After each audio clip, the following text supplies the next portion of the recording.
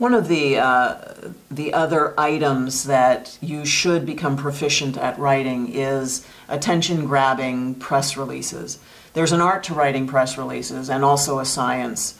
And I'm not going to go into all the details because I'd be here for an hour going through every single little tip, and you'd have to be writing this down because there are rules, if you will, about how to write, what kind of words to use, how many words to use, how many lines.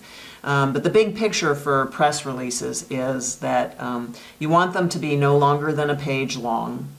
You should be able to write a section about your credibility. So are you a prize-winning book author? Are you an award-winning lawyer? You want to use attention-grabbing words, descriptors, to describe who you are as though it's someone else writing about you, obviously. So it's not that easy to do because we all tend to be fairly humble. We're not used to being in the spotlight, if you will. So what you have to do is write the press release that way, and that whole section you can keep from one press release to the next, so you don't have to rewrite it. So write an entire section that focuses on your credibility, and maybe the best way to do that is to get your adult child to write it for you, or your spouse, someone who thinks very highly of you and is able to put that into words.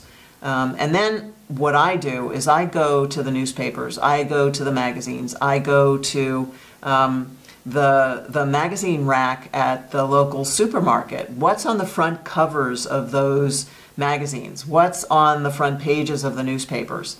What's coming up in my celebrity divorce department, my Google alert? And send out a press release that you're available to discuss those issues. You're available to talk about this particular celebrity divorce, or you're available to talk about prenups that include anti-social media sections. That came up in the news recently, and I got so many phone calls to appear on radio to talk about that, you would be very surprised. So your press releases should focus on stuff that's in the news anyway, because that's really what's going to catch the press's attention. And that's how you get on radio, and even occasionally on TV. And by writing your own press releases, and then you go to Fiverr.com and you find someone who will send it out to the media. And you'll find people very inexpensively who will send it out to 400 outlets, to 800 outlets, to 1,200 outlets.